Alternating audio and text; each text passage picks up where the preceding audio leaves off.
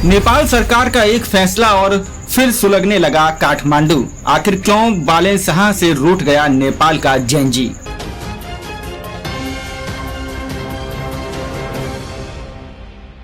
नमस्कार, मैं हूं आरती और आप देख रहे हैं आकाशगंगा न्यूज। आइए बढ़ते हैं आज की खास खबर की ओर। नेपाल की राजधानी काठमांडू एक बार फिर एक राजनीतिक और सामाजिक संकट से जूझ रही है।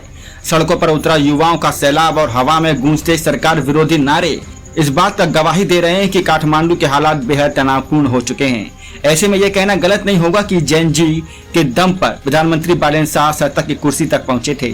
आज वही युवा उनके खिलाफ सड़कों पर उतर आए हैं।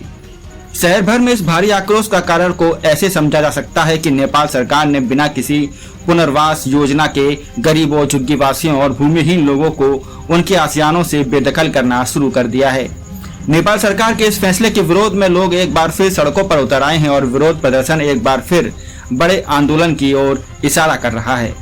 बता दें कि काठमांडू महानगर पुलिस द्वारा झुग्गियों को हटाए जाने के विरोध में यह प्रदर्शन पिछले कुछ दिनों से चल रहा था, लेकिन अब यह पूरी तरह सरकार विरोधी आंदोलन बन चुका है। युवाओं का आरोप है कि सरकार बिना किसी ठोस योजना के गरीबों की आसियाने उजाड़ रही है और उन्हें जिन होल्डिंग सेंटरों में रखा जा रहा है वह इंसान के रहने लायक हालत नहीं है। शुक्रवार को काठमांडू के एक ऐसे ही सेंटर में बाढ़ आ गई जिससे वहां रह रहे 150 लोग फंस गए। अगले दिन जब जेएनजी कार्यकर्ता वहां की स्थिति देखने पहुंचे तो पुलिस ने उन पर लाठीचार्ज कर दिया, जिसमें एक कार्यकर्ता का चेहरा बुरी तरह जख्मी हो गया। इसके बाद युवाओं का गुस्सा सातवें आसमान पर पहुंच गया। ऐसे में इस आंदोलन में कुछ ऐसी घटनाएं घटी हैं जिसने आग में घी का काम किया। कारण है कि इसी महीने काठमांडू में एक 25 साल के प्रदर्शनकारी गणेश नेपाली ने खुद को आग लगा ली थी, क्योंकि पुलिस ने कथित तौर पर उसकी मोटरसाइकिल पर व्हील लॉक लगा दिया था। दूसरी ओर सरकार के खिलाफ आवाज उठाने वाले कई सामाजिक कार्यकर्ताओं, छात्र छात्राओं, पत्रकारों को गिरफ्तार कर लिया गया है। राजधानी से 206 किलोमीटर दूर कोसी प्रांत में भी प्रदर्शनकारियों के समर्थन में आवाज उठाने पर 26 लोगों को गिरफ्तार किया गया है। नेपाली कांग्रेस के अध्यक्ष गगन कुमार थापा ने भी इन गिरफ्तारियों की कड़ी निंदा की है। ध्यान देने वाली बात यह है कि बीते अप्रैल 2026 से पूरे नेपाल में अतिक्रमण हटाओ अभियान शुरू हुआ था। इस अभियान के तहत 2600 से अधिक परिवारों के आसियाने उजाड़ी गई, जिसमें करीब 15,000 लोग बेघर हो गए। इनमें से 325 परिवार अस्थायी होल्डिंग सेंटरों में रह रहे थे।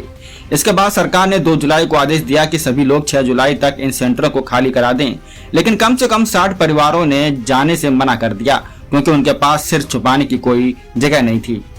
प्रधानमंत्री बालेनशाह के लिए क्यों बड़ी मुसीबत? इस बात को ऐसे समझिए कि यह विरोध प्रदर्शन प्रधानमंत्री बालेनशाह के लिए अब तक की सबसे बड़ी चुनौती है। कारण है कि पिछले साल जब प्रचंड युवा प्रदर्शनों ने केपी शर्मा ओली की सरकार को उखाड़ फेंका था, तब बालेनशाह ने उस जेएनजी आंदोलन के खुलकर समर्थन किया था। आज वही युवा वर्ग बालेनशाह की नीतियों के खिलाफ खड़ा है।